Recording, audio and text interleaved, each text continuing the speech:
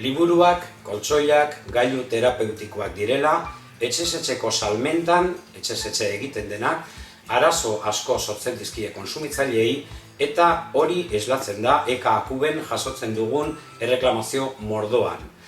Kontsumitzaileek jakin behar dute urrutiko salmenta mota honetan uko egiteko eskubidea dutela eta horixe azalduko dugu jarraian.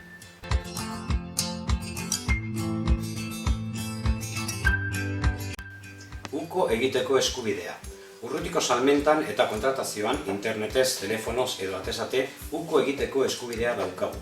Kontsumitzaileak produktu baten erosketa edo zerbitzu baten kontratazioa atzera bota dezake justifikatu behar gabe eta zigorrik jaso gabe. Atzera egiteko epea 14 egun naturalekoa da, produktua jasotzen denetik edo zerbitzua kontratatzen denetik.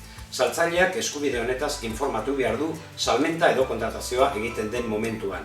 Hori egiten ez badu, epea urte bat eta 14 egunetaraino luzatzen da. Salbuespen batzuk badaude, produktu galkorrak, personalizatutakoak, berehala kontsumitzekoak, horiekin ezin da atzera egin. Uko egiteko nahikoa da saltzaileari hori komunikatzea, burofasa da biderik onena. Bestelakorik adostu ez bada, produktua itzultzearen kostua bezeroak ordaindu behar du.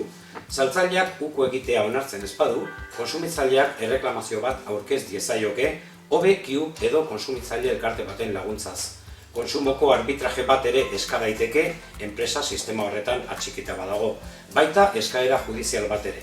Doako izapidea dena eskatzen den kalte ordaina 2000 eurotik pasatzen ez bada.